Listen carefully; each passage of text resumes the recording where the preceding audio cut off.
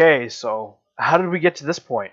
A king and a war chief more interested in immortality and vengeance than fighting the Legion, the Burning Legion, the Legion that threatens Azeroth's existence.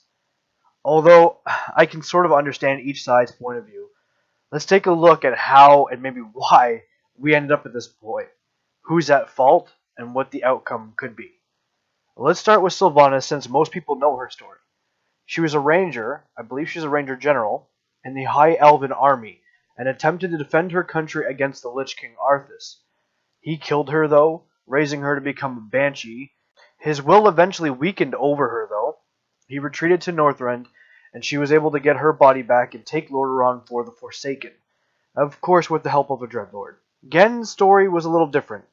So during the Second War, Genn allowed the Gilneans into the alliance of Lordaeron.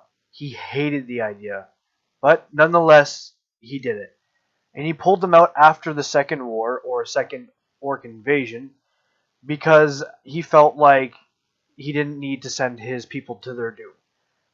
It didn't help that he was deeply influenced by the House of Prestor, which was actually led at the time by Deathwing himself in human form. After the Second War, he constructed the Greymane Wall to separate Gilneas and Silverpine Forest. He believed that Gilneas could deal with any threat by themselves, that they didn't need the alliance, they were strong enough on their own. Genn didn't participate in the Third War. There was only one person that offered help to the alliance. His name was Darius Crowley, who sent the Gilneas Brigade to assist Jaina Proudmoore. But Genn hated this, and had started the Civil War. Genn, of course, won and threw Crowley into prison, but let's skip ahead a bit to the end of Wrath. Since nothing else really happened between them, in Classic, of course, Sylvanas was raised. She was sort of still dealing with herself being undead, and Genn, well, I'll get to that later. But at the end of Wrath, when we killed the Lich King Arthas, Sylvanas felt free. She was happy ending her life for good, knowing her killer was dead. She leapt from the top of Icecrown, killing herself, but what awaited her was more torturous than living as an undead. It was hell. She was in the abyss, now destined to stay there for an eternity. But something saved her. The Valkyr offered a deal, that they would take her place in hell if she agreed to be their new master. She of course accepted. Who wouldn't? She would be able to be killed multiple times and keep living, and also she found the Valkyr could raise Forsaken for her. So it was a win-win-win for her. But let's move on to the Cataclysm. Sylvanas was looking to take all of northern eastern kingdoms. She was able to take Hillsbred by destroying South Shore with a plague, which caused Admiral Rogers to hate her, but that's for a different story. She attempted to take the Plague Lands and was successful via a questline there. And she also aimed to take Gilneas. Now the Gilneans had their hands full, because after the Civil War, Archmage Arugal was looking at harvesting the powers of the Scythe of Elune, which created werewolf beings that had trouble controlling themselves. They eventually attacked Gilneas and drove the Gilneans from their homes. They eventually found a serum that would help them control this beast-like state. This one down. It's Protocol.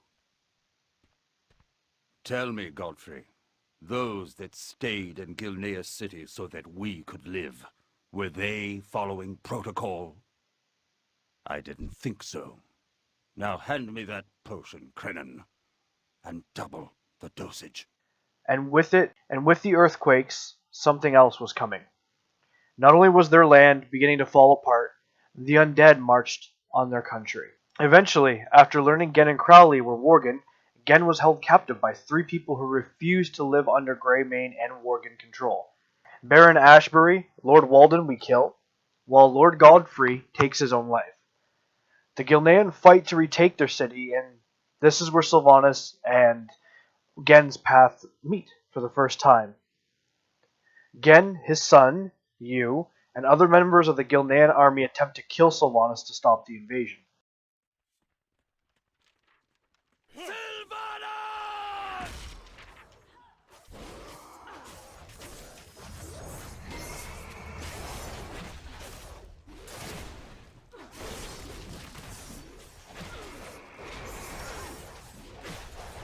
She pulls out a cursed arrow and aims it at Genn, but his son Liam jumps in front of it, and he died.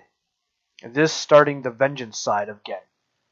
Eventually the Gilneans had to leave because of learning Sylvanas is going to use the plague and bringing in orcs. They evacuate you, Genn, and a lot of others from Gilneas, but the fight is far from over.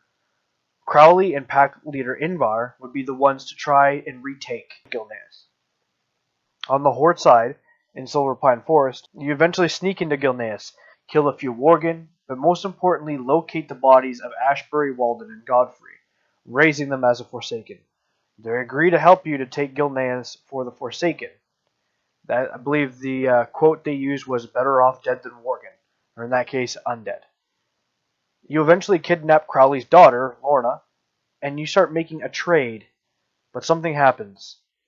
Ashbury, Godfrey, and Walden assassinate Sylvanas. You eventually beat them and drive them into Shadowfang Keep, but Sylvanas was saved once again by her Valkyr.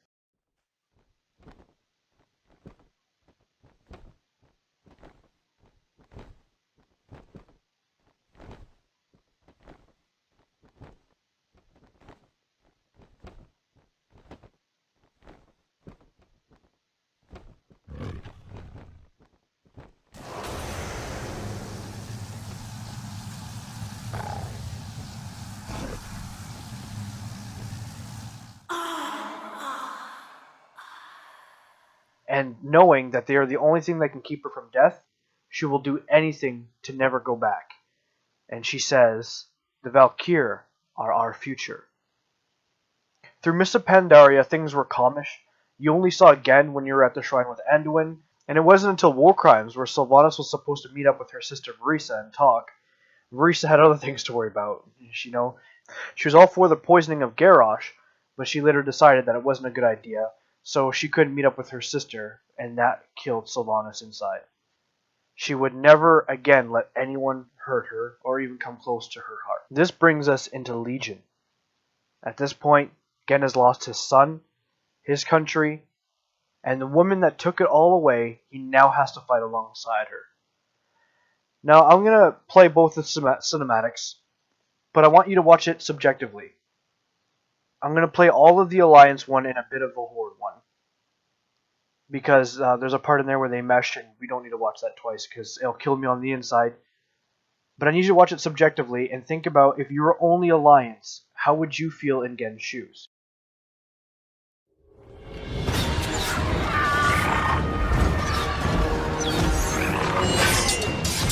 Victory is ours! Hold fast! Mercator! We finish this now! Call in the gunship! Way ahead of you, sir. Transangulating our positions right now. Get! My lord! Push forward!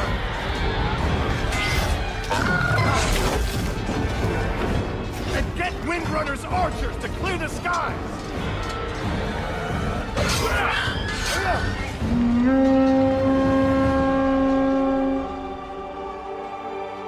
No, she wouldn't.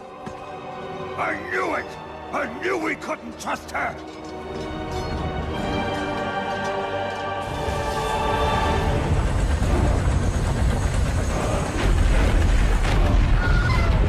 Without the Horde, we'll be overrun!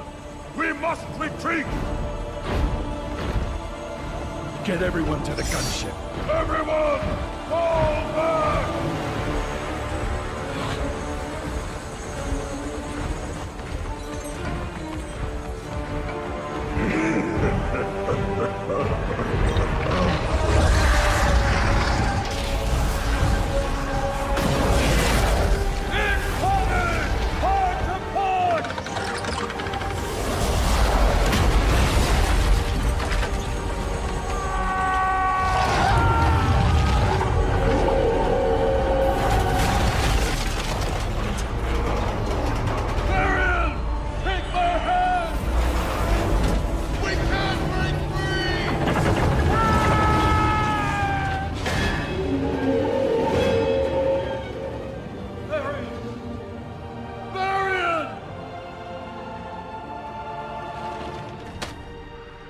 Take this to my son.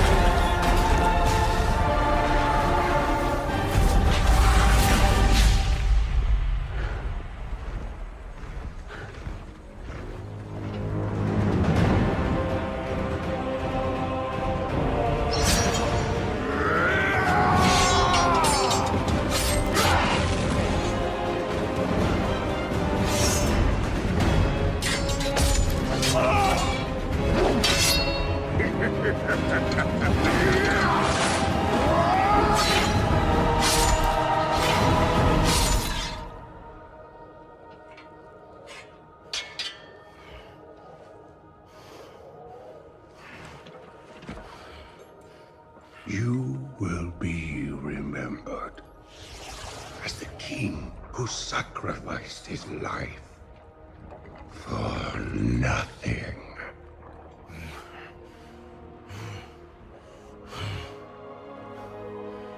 For the Alliance.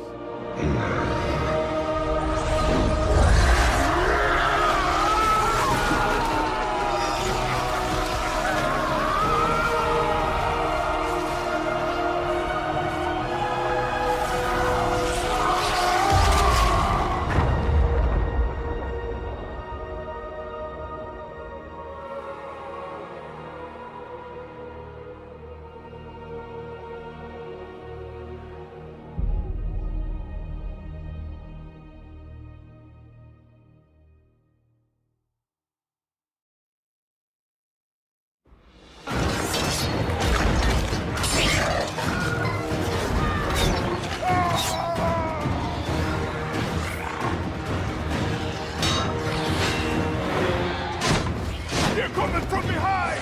Cover the flame! War Chief!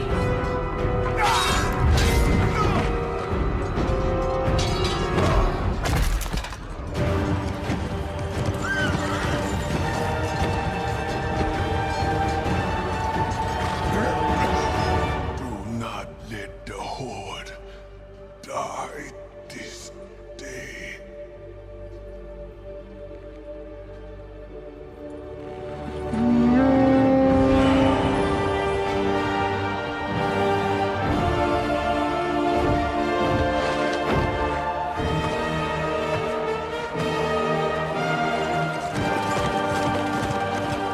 You will be remembered as the king who sacrificed his life for nothing.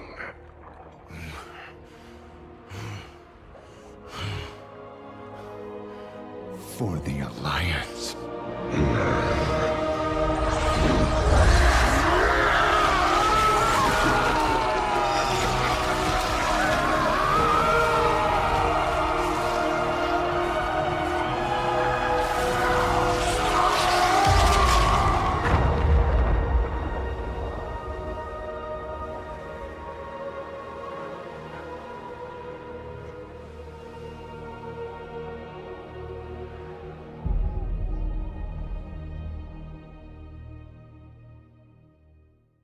Do not let the Horde die this day. They retreated. They left the Alliance to their fate to save themselves. I don't blame them, but this pushed Genn over the edge. And they went into Stormheim on a mission. This is where things get a little complex, though. There's a quest line in Azuna where you find a letter on a ship that was separated from Sylvanas' Stormheim assault fleet by a storm. If you're Alliance, you hand it in and you find out it's some form of intelligence. If you're Horde, you're happy to keep it out of the Alliance's hands. But I believe that this might come after. The Alliance dialogue in Stormheim suggests Genn didn't know why Sylvanas was there. And if this letter said why Sylvanas was there, then maybe he would have known. But, again, it's not 100% confirmed which comes before, which one comes after. But eventually, you find out that she wants an audience with the Valkyr Queen Asir. so that she can make new Valkyr forever, so she can avoid her death. Now, you may be thinking, oh, she just wants it for her people, but no. Her Valkyr don't die by resing new undead. They only die by reviving her. If she kept one Valkyr alive, she could endlessly refresh her army with new undead. She wants this for herself. And you may think, why is Genn once again not joining the Alliance? Well, because he needs vengeance. For his son. For Varian. For his country. So that they can all be avenged. You end up crossing paths once again. And now we're back to where we started. Treacherous banshee! You know not what you are meddling with! Submit. The Valkyr are mine. Sylvanas, your quest for immortality has left you vulnerable. I will have my vengeance! For Varian! For Gilneas! For my son!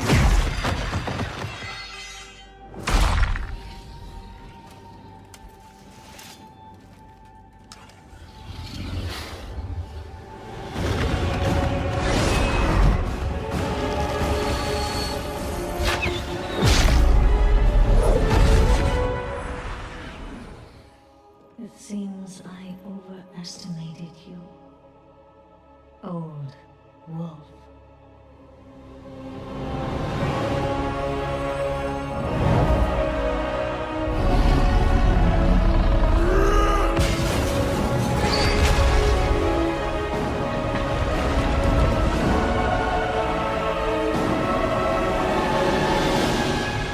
You took my son's future. And now I've taken yours.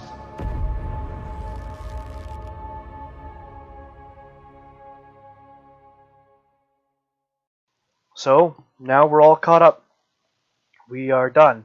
Now, people are wondering, well, how's this going to end? You know, how are these two going to settle this once and for all? Well, let's see what they both want. Genn wants her dead, and Sylvanas wants all of Gilneas. And she wants to live forever. I don't think either of them are going to get what they want.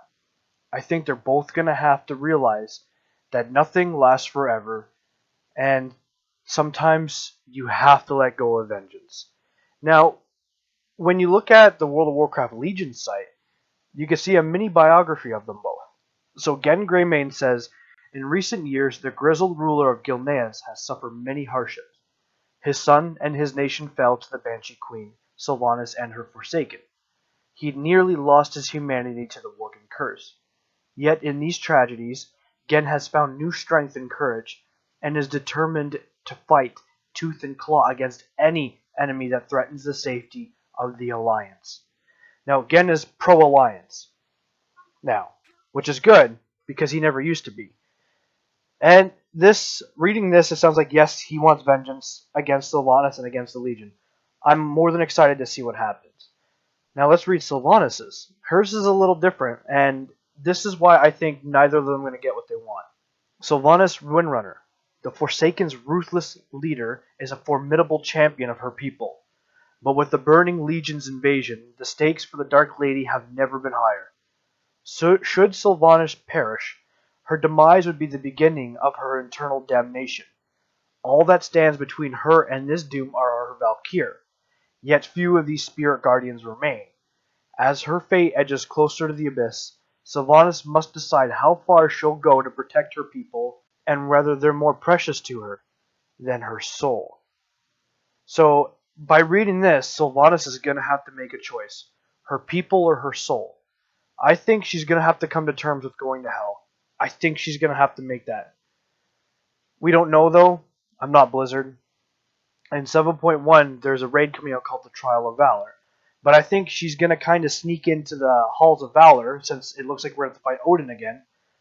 And I think she's going to sneak in there since after the confrontation with Genn, she says Aesir has nowhere to hide now. It only has one place it goes, the Halls of Valor. So I think Genn and Sylvanas are going to go at it once again, and they're both going to be interrupted, hopefully by Khadgar, hopefully by somebody to knock some sense into them both. I mean, I'm not picking a side here. I love Genn. I love his character. I don't like Sylvanas, but I'm even sick of this. Guys, the Legion's here. We need to deal with this. You two either kiss, whatever, make up. Something has to be done. You both have to be stopped. I don't care what it takes. They have to get over it. The Worgen needs Gilneas back. Sylvanas is going to have to live with that.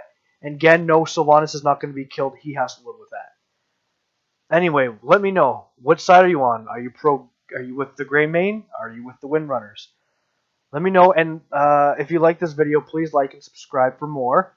And I'll see you guys in the next video. So thank you very much for watching, and see ya. Let's do it!